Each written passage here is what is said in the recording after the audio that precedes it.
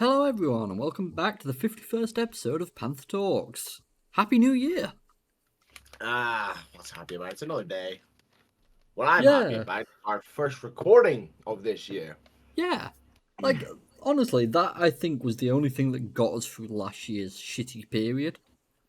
So, fingers crossed, it does well for us this year and we can keep the spirits up You know, in some shape or form. we just gotta keep an eye on those games coming out and see if they're any better than last year. You know. Yeah, I mean, we did go back. We haven't actually spoke about this, but we did go back and try out Arizona Sunshine 2 again. That game needs more time to cook. Oh yes, a lot more. But I did play a game that we reviewed earlier in the year, Oh recently. yeah. Been playing a lot of Payday 3. Well, that's good to hear. The mechanics are fucking great. I really actually enjoy it. The skill trees, they're interesting. You just can't do as much, but it makes sense when you start playing. I went down what's called the hacker skill tree, and you know how in Payday 2 you could only stick a camera loop on a camera that you were under, and you could only Yeah. do it to one camera? Yeah. No, not in that game. You have to Yeah. go down the hacker tree. You can hack it from a distance with your phone, but you can loop any camera, but it only applies to that one camera, but it's constant. And you just switch it from camera to camera constantly. That's good. It's a lot easier with that. Makes stealthing a bit easier, but you've got to really keep to those sort of trees. I love though. There's a hack radio on guards, and I found that if you don't have your mask on and you're in private area rather than secure area, the guards will come up to you to try and walk you out and tell you not to go in there again. If you hack their radio when they're coming up to you, they don't realise what's going on, so you can just run away and they'll not bother you.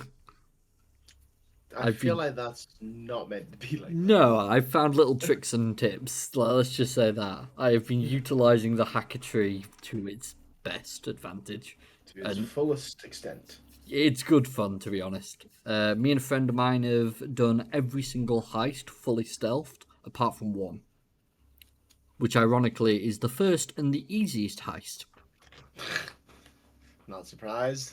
Yeah, and they brought back the meth cooking one, which obviously you cannot stealth that. So, and the only one in the actual Payday 3 campaign that's you've got to go loud. But yeah, interesting set of games. Honestly, it's been interesting to go back to that one, and I actually do think that they've done well with it so far. Still, though, I need more content. Yeah, that was the big point you were giving last time. It's just the fact that they have so little content in comparison to Payday 2. What would you say for the replayability as well? Is it anywhere Replayability? near? Actually, I'd say is pretty decent. Reason I say that, in the first heist, I had played it in normal and hard difficulty. Normally, when you go to very hard, it only does small things, like changes the cameras to unbreakable, that sort of shit. Yeah. In Payday 3, it doesn't feel like that's what it does. I think it actually changes a few bits more to the layout. For example, the bank manager wasn't in the bank manager's office. No, he was upstairs. His computer was also upstairs rather than the bank manager's office. Bizarre, but it made things so much more fucking challenging. That's actually a better way of changing difficulty because I don't know if we've talked about this before, but with a lot of games, when you change difficulty to a higher setting, majority of the time, when you're fighting AI anyway, all it does is just make them bullet sponges, you know? Well, that's what I They was either expecting. have more health or take less damage or both. And it's not fun. It's boring because you just have to empty magazine after magazine into Hmm. them, and it's just kind of wick. But Well, honestly, that's a really good way to hear that they've done that. Instead of doing it like that, where they're bullet sponges, they're making the layouts harder, making it harder to get the equipment you need when you're doing it stealth and stuff like that. that's the thing. They definitely did do they do more damage and they take more damage for the when you go loud. But the stealth side, the fact that they've changed the layouts a bit more, and it's not a complete layout change, but they've changed where the important things are. Yeah. They added a couple. No, the guard amount was still the same, but they took a pager amount off me. So instead of 4 pages total, it was 3, which is a lot harder to deal with when you're Yeah. doing these heists. So going from No, hard to means very hard is means there's an extra ooh, guard walking around. exactly. And if you leave them in the wrong place, you're kind of screwing yourself. Hmm. But the fact that you know where these guards are, it makes it interesting because you know where they are because that's their usual layouts. But now you've got to choose which one's important to get rid of. And you make a single mistake and you've got to take one out, you've now got to leave a more vital guard out, which I find more intriguing. But anyways, enough ramble about new year, new games, and all that shit because there's none of that yet. Sadly, make me sad. No, But gotta give him a bit of time to cook. yeah, it's only January 6th. We've got some time yet. Not even a week. No, exactly. But We can what, round them out it next week when they haven't released anything. what I will say though is we actually have news articles to talk about this week. We will be starting off with some information regarding children treated for gaming addiction, doubling in just 3 years. Then we'll move on to the Surgeon Simulator developers, Bossa Studios, committing kind of a cardinal sin at the moment. Oh. Then we'll be discussing a 13-year-old boy who ended up beating the original Tetris that was supposed to be unbeatable. Well, damn. And finally, we'll be going on to 50 years of video game revenue, a review from 1970 to 2020 on what made the largest amount of income.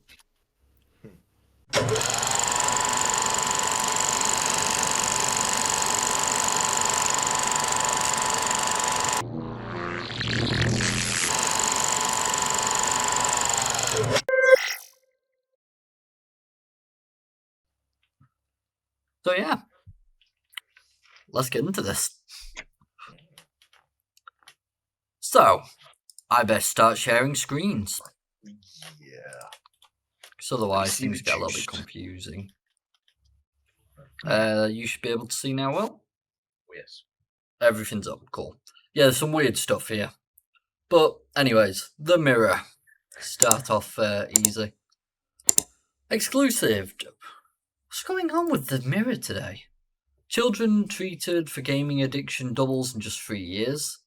The National Centre for Video Game Disorders helped 155 kids hooked on consoles in 2023 with EA Sports, FIFA, League of Legends, Overwatch, Roblox, Fortnite, and Minecraft among titles cited by problem gamers. How is League of Legends there when we're talking about children?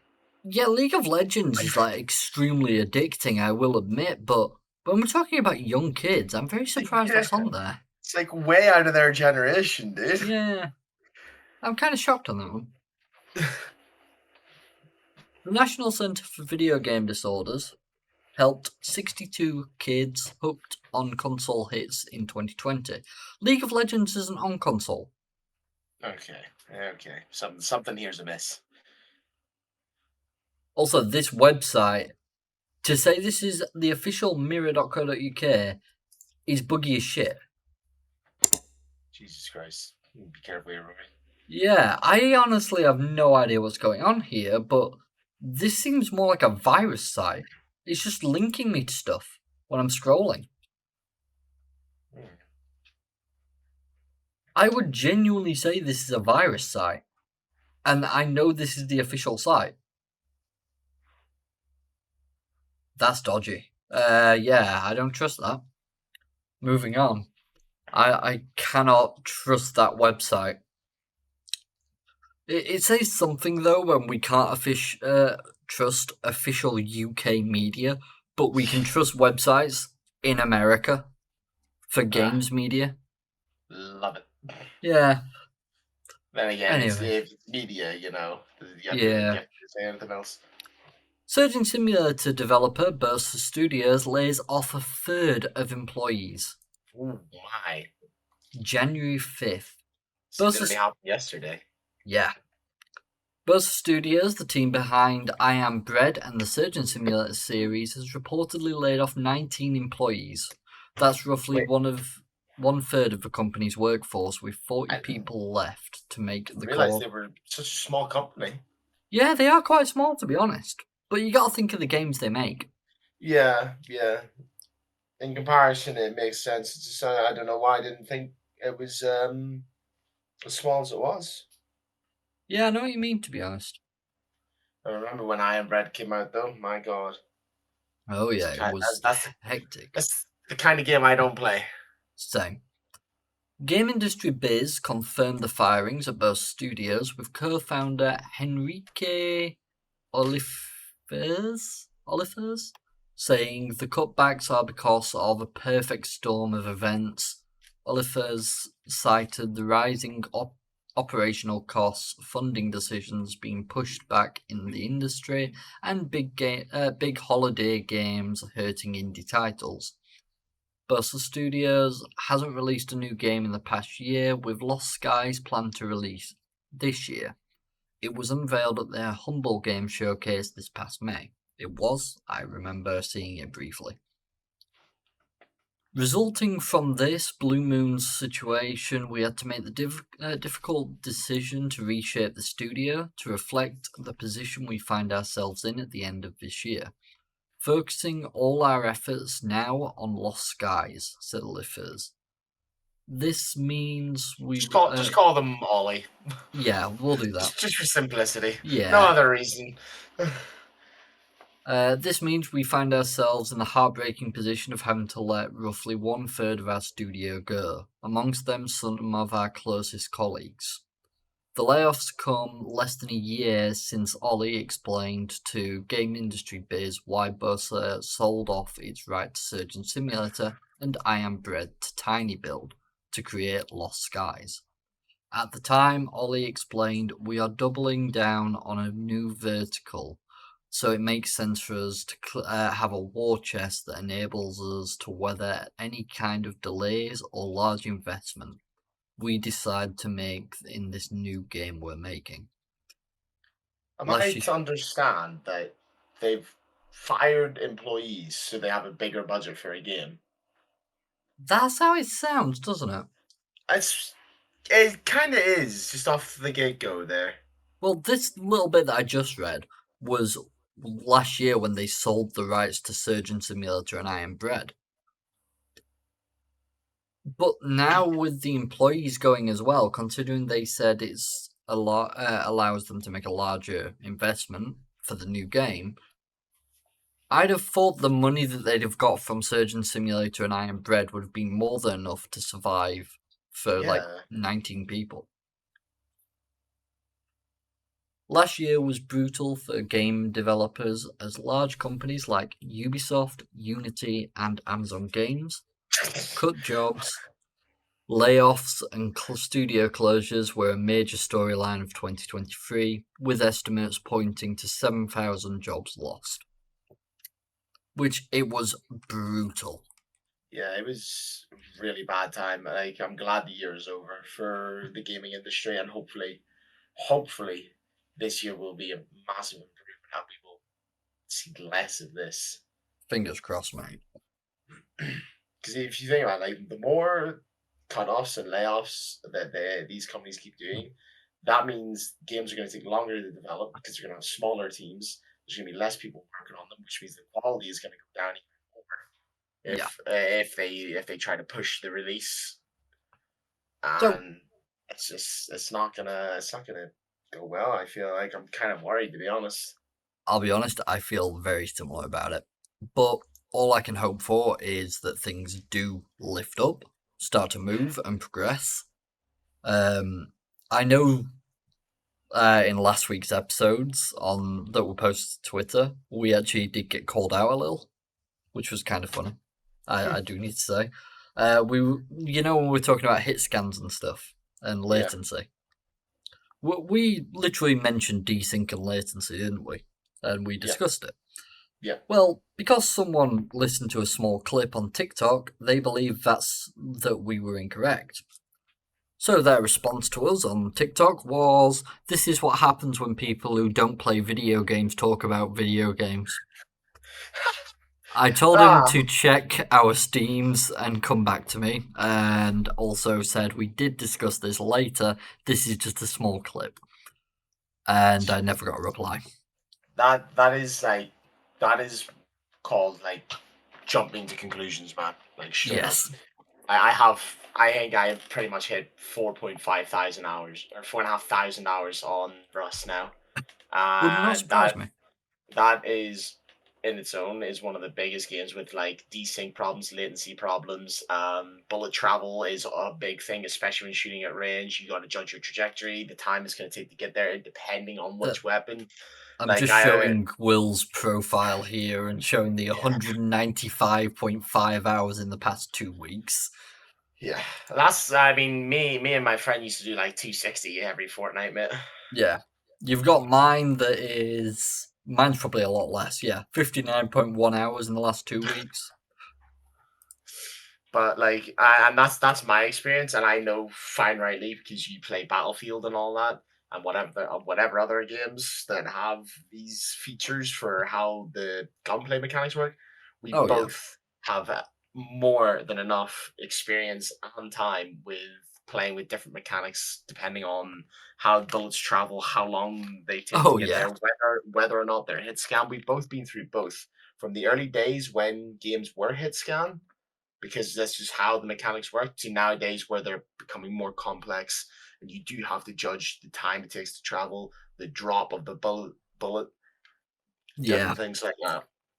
I do apologise for the random, like, jump on there. It was just something that came to mind at the last section. I was like, oh, yeah, I should probably tell Will about this. It was a fun little scenario that happened on TikTok. Um, this is a Sky News article. This is about a 13-year-old boy who beat the original Tetris. Now, I'm going to play you the first 30 seconds of this article to start with.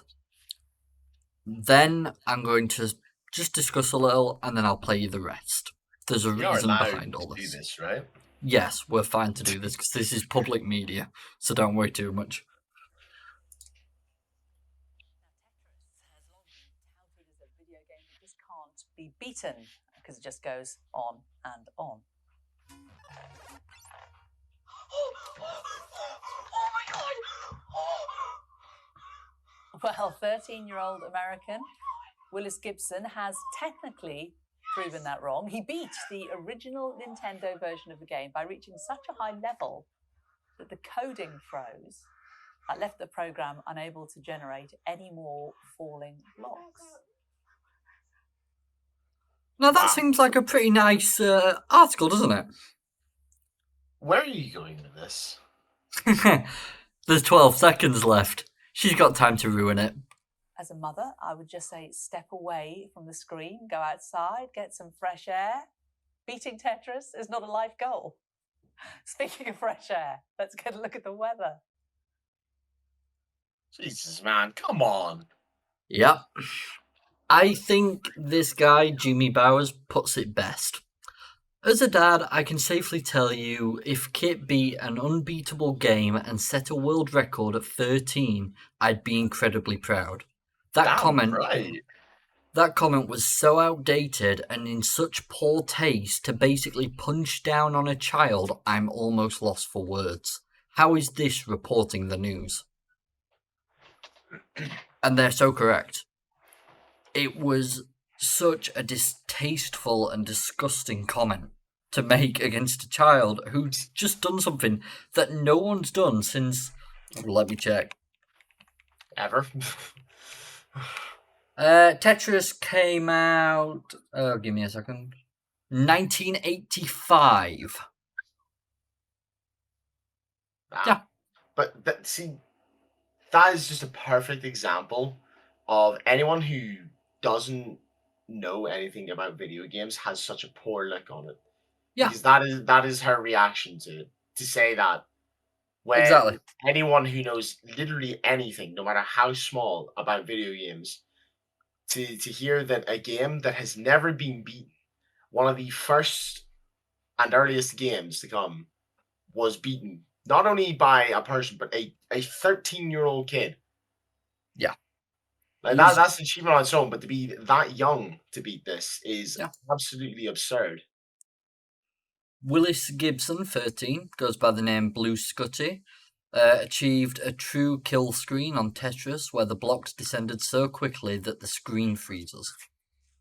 While live streaming, Gibson stunned himself and his audience by triggering the game-ending glitch on level 157 of Tetris on the NES. Not just that, he was playing an old-school console, one that most people his generation will never see, or never lay their hands on. That is just something else. As detailed in a YouTube video by A Game Scout, the achievement is the culmination of a long-running push by the Tetris community and competitive gaming scene to complete the game. Not to mention 3 to 4 hours of daily training by the team Tetris Prodigy who pulled it off. That's just explaining what Tetris is. The fastest speed was leveled 29 when it became virtually impossible to use directional buttons to guide the blocks to the sides of the screen. Although that led to many to declare it the kill screen, it wasn't in the traditional sense of the word. In retro gaming, a kill screen refers to the moment where you can't progress any further in a game due to a glitch in its code. More than 2 decades after its release in 1988, a vibrant competitive game scene flourished around NES Tetris. Pro players, tech buffs, and hobbyists have tried to push the game to its limits by using new gaming techniques. World records were repeatedly set thanks to novel speedrunning methods like hypertapping, a trick that sees players mashing a controller's buttons faster than the game's built-in speed, while another approach called rolling doubles the speeds at which players could tap buttons. Between 2010 and 2023, Tetris players went from level 30 to an astonishing level 148. In the meantime, an artificial intelligence software designed to play a modified version of the game managed to play Tetris until its coding and RAM went haywire. By 2022, the Tetris community had their spreadsheets at the ready and were hard at work figuring out how a human player could do the same.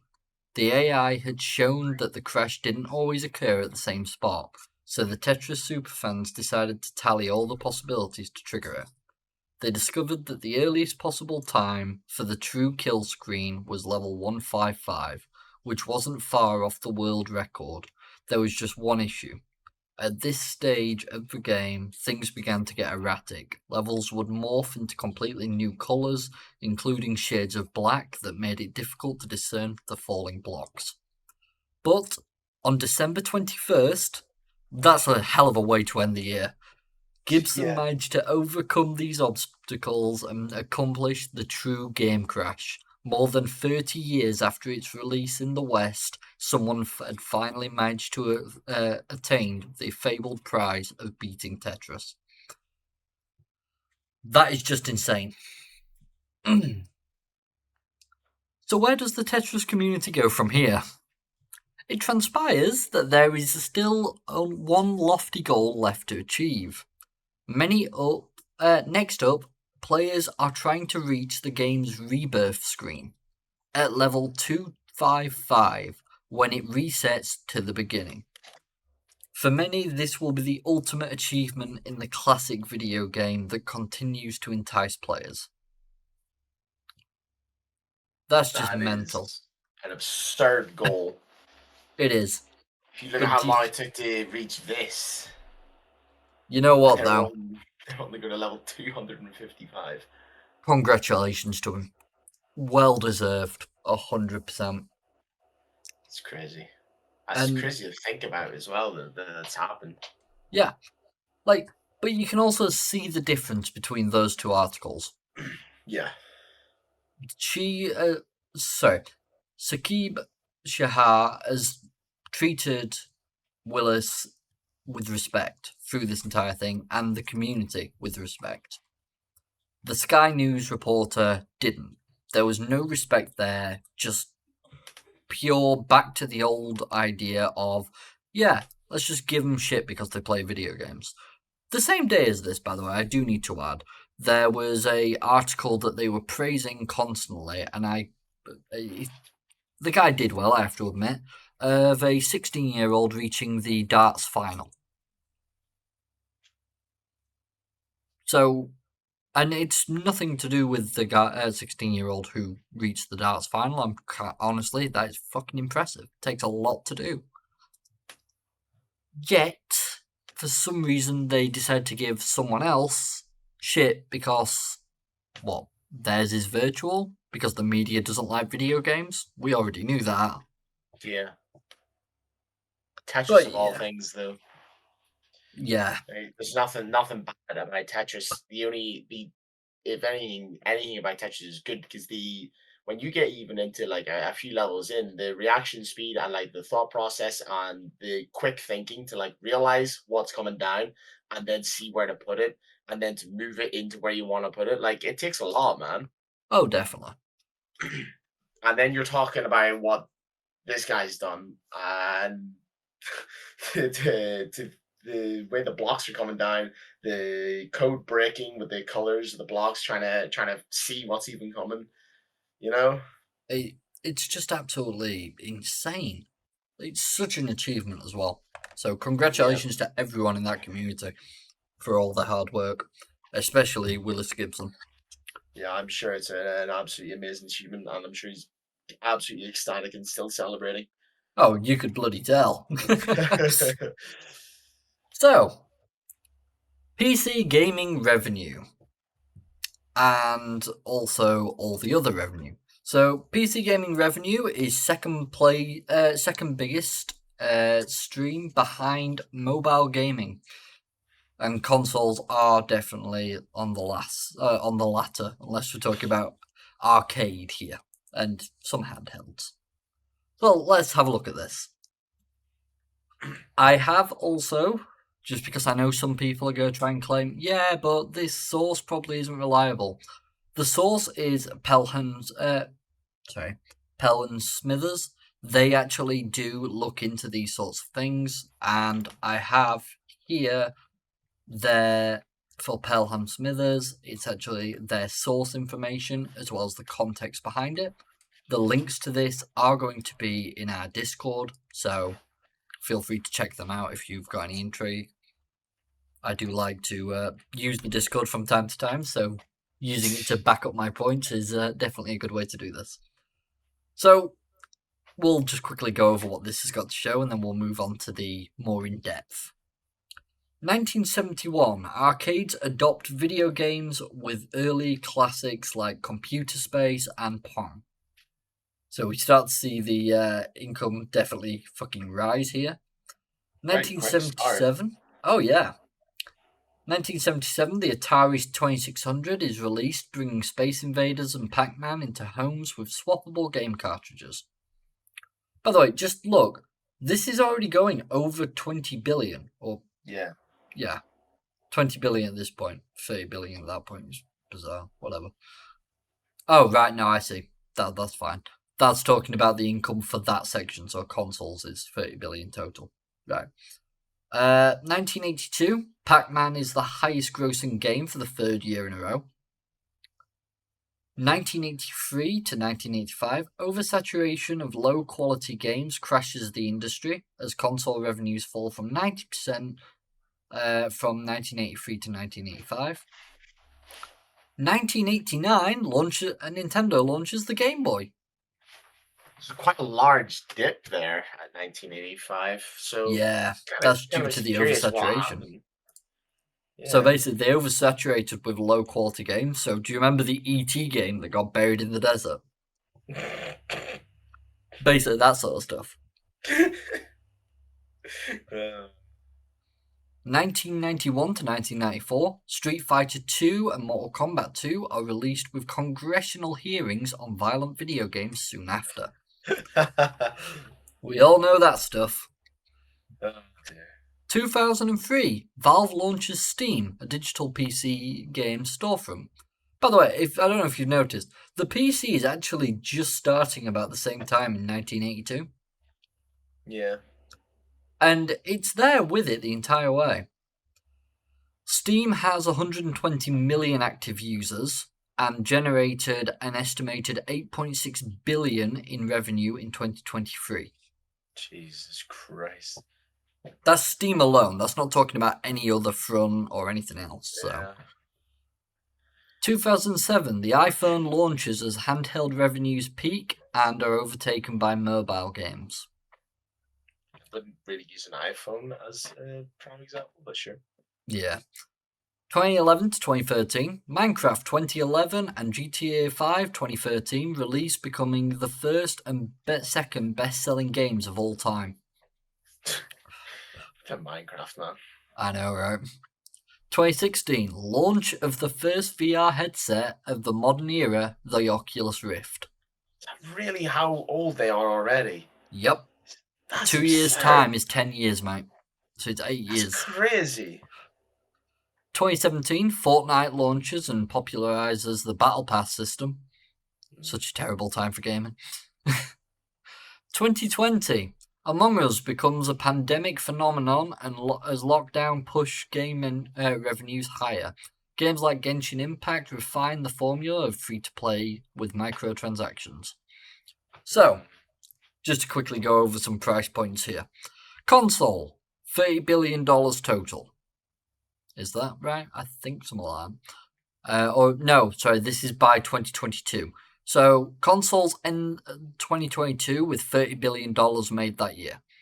PC ends the year with $45 billion.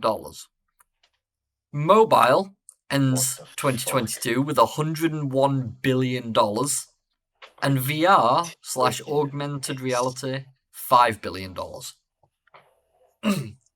Does it really surprise you, though, that mobile games bring this much in? No, but is this really what we've fallen into? Oh, yeah. Microtransactions that absurd? Oh, 100%. Because that's the thing. Unlike microtransactions in regular games that only get, you and me and the other gamers that play consoles and PC and Nintendo or whatever else, these get everyone. Yeah. Because everyone nowadays has one of these types of phones. And anyone who's bored will just pick up their phone and scroll. Or they'll download a game that's been advertised to them. Oh, right, I can pay this just to skip some time and continue playing? Sure. A couple £1 here or there, it definitely adds up. Yeah, doesn't it just? 101 billion. So I thought I'd show the proper thing. So this is the original graph that you just saw. But this is the actual data. So total game industry revenue, and this is increased percentage by year. So you can see in 1976 we had $25 billion. 1977 it dropped by 3, and as you can see it did drop a little more. 1979 went back up to 22. Then 1980, 35 billion. 1982, 42 billion. They dropped in 1985 to $14 billion, a 46% drop. And that's from 1984 at 26 billion. But these drops and increases constantly changed. If we're looking at a total amount in 2022, $183 billion came from the games industry. That's just absurd. 190 billion in 2021 and 177 billion in 2020. You know what the craziest part is about how this world works as well? Is most of that money technically doesn't exist. Yep. A lot of it gets wiped off from debt. No, not even that. The physical money does not exist. Oh, I know. So That's just that's how digital the world is now. Money itself is no longer physical. And do you reckon there's going to be like a time in our history that something went crazy wrong and data or the internet or something got wiped and money is just gone and we're back to half pennies for a whole ass fucking meal, you know? See, if have you ever seen the show Mr. Robot? No. Well, that's basically what you're describing. Wow. That they hacked and wiped everyone's debt. That was like the first season, I believe. It was interesting. But yeah, it could happen, but they have backups upon backups upon backups. If you manage to knock all that out simultaneously and make the world debt free and basically the economy would crash, the money would be worth more, yes. Because, well, we would go back to you would do a service for a service, you know? You want food? Yeah. Well, do you know how to fix my shoes? They are. I mean, and that's what it used to be. That's what the world used to be. Well, that's basically what money is. It's just instead of services, we then decide to switch it for something that has that value to it. Yeah. So, arcade revenues versus console revenues versus handheld. So obviously we're going to start in the first couple of years with arcade. So just as arcades alone in its last year of 1973, it was at $3 billion it was making in that year alone. 1974, the first year of the console, $5 billion to arcades, $1 billion for consoles. 1975, $10 billion arcade, $5 billion for consoles. And it kind of went like that for a bit. Arcades was constantly ahead. Now, this even continues into 1987. Still the same sort of pattern. They were bringing in up to 27 billion in them 10 years. Then if we start skipping ahead a little further, you can see that we're starting to get a lot closer. 1976, handhelds release. They're starting to get closer to console sort of sales. And then 1997 comes about. The beginning of change. Yeah. They match for the first year. 1998, consoles $11 billion, handhelds $7 billion, arcades $7 billion. After that, arcades become a thing of the past. They're bringing in so little money in comparison at this point. Consoles continue, bringing in a max of 25 billion. Handhelds bringing in a maximum of 16 billion, whereas the arcade are bringing in a max of 4. Finally, to today's standard, handhelds are apparently bringing in nothing, which I do not believe. Because, Steam Deck, Nintendo Switch. Yeah, there's definitely, with this Switch as well. There's definitely some data missing there. I'd agree. 2022, $30 billion console revenue, unless that's what they're bringing under handheld, but I don't believe they should. And $2 billion to arcades. I do not believe this on the handheld, though. PC gaming, mobile gaming, and virtual reality. PCs start off with a high of 6 billion in 1985. Moving forwards, they've reached 10 billion in 1995. Mobile gaming mobile revenue has just started coming in. Max of 11 billion for PC and 5 billion for mobile. VR and AR is still nowhere on this leaderboard. Look at that. Go back to the last page there. They did not drop in sales. They just kept going up. Yeah. And the next page as well. And I'm sure it stays like that. It most likely will, because phones are the most common things. 17 billion on PC, 18 billion on phone.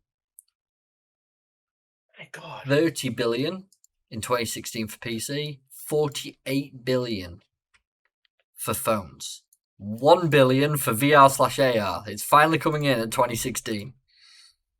Finally, 45 billion for PC, 101 billion for mobile devices, and 5 billion for VR and AR. Max 6 billion 2021. So that's how much they are like raking in every year, which is just insanity. But yeah, there is the details for this, and the links to go over these details yourself are in the Discord, so do check them out. But they are quite fascinating, in my opinion.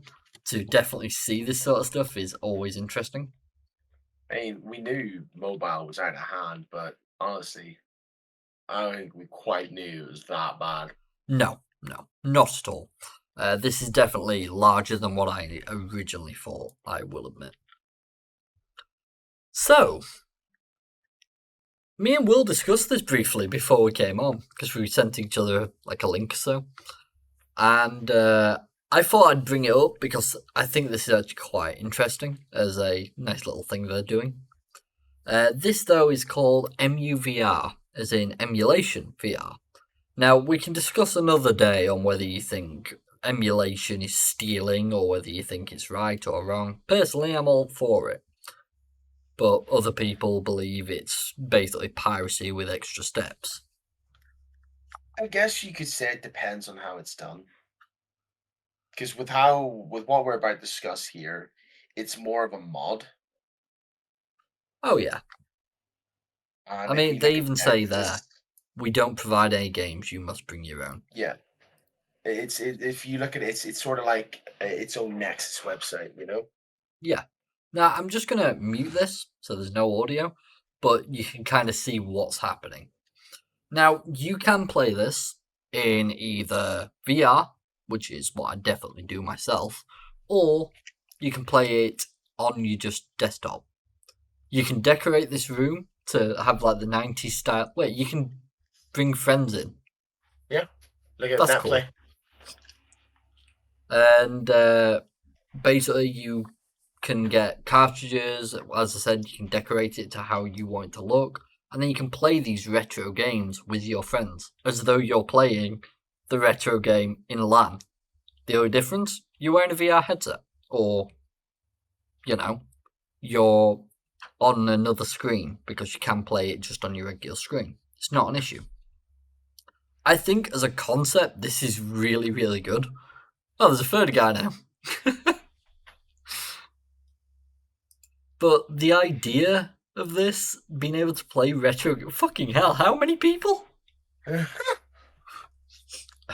Being able to play these games with friends again, and being able to do so just with multiple screen setup in a single virtual room would be amazing. It would feel so classic. And you can even get like PS1s and stuff in there to play. Duck Hunt. Oh Crisis. Oh wow, they're playing all of the Night of the Dead. Bloody hell. Do you see what I mean though? It's just such a cool concept. It's stuff like this that makes me want to continue with VR constantly. Because I'm like, what more can they bring to us? But yeah, this is free. You can do it. They will basically set it all up. There's a wiki page here. Tells you how to play, how to set everything up, what you need to do. It's all manageable. And you can figure everything out. It's not that complex, thankfully. But I just think it will be something amazing to check up on every now and again. Because I bet there's going to be some amazing things coming from things like this. That page is over a year old, man. This has been a lengthy project. Oh, 100%. I never hear anything about it. Honestly, I only found out from TikTok. Oh, I've just seen that. It says the page was last modified 2023, almost a year ago. So they last added something to this bit on 2023. Their current version is December 2024, 2022. So that's over a year ago. And they're still working on it as well, apparently. So check it out, see what you think, have fun. It says here exactly all the devices you can play, which I've got to admit is a lot. Like, dear God. So there's 70 plus systems you can link in. Have fun, go mental, just enjoy it to the fullest. That's what should be said. But yeah, that's all the stuff I've really got. I think, anyways, unless you've got anything you're intrigued by or want to add or discuss. With it being the start of the new year, there's not really anything. We're sort of waiting to see what's coming out and when it will actually come out, and not including any delays or Yeah, I mean, last year about this time, because I did look over my Steam review for the year. Last year at this time, we had the game that I can no longer mention that released, and I sat and I played feel that. like this is cheating. You're technically talking about it. I said I'd no longer say its name. But yeah, because at that time I had that to sort of sink my teeth into, take a look at how is it done, that sort of stuff. We had something to look at properly. At the moment, we're kind of waiting, and that is a lot of what's going on right now. But as time goes on, there'll be more and more, so it's just kind of waiting, seeing what happens, and seeing what comes next. Yeah. But hopefully what comes next is going to be far, far better than what has already passed. that's all we can hope for, really. But yeah, to be honest, it's been quite a nice first episode back. There's been a few little bits to talk about. Nothing too horrific, thankfully. I am still quite sad about the development loss for Bossa Studios. Kind of a sad one. But other than that, I'd say it's been a pretty nice and simple week. Oh, and Sky News, sort of shit. That's all I've really got to say there. So yeah, if that's everything then. I believe it is, my friend. No worries at all. Well, in that case, thank you all for watching. If you have enjoyed, please feel free to like, follow, subscribe, join the Discord so you can check out some of the links and information we have. And we will most likely see everyone next time. Yeah. Bye for now, guys. Hope you enjoyed, guys. See you again.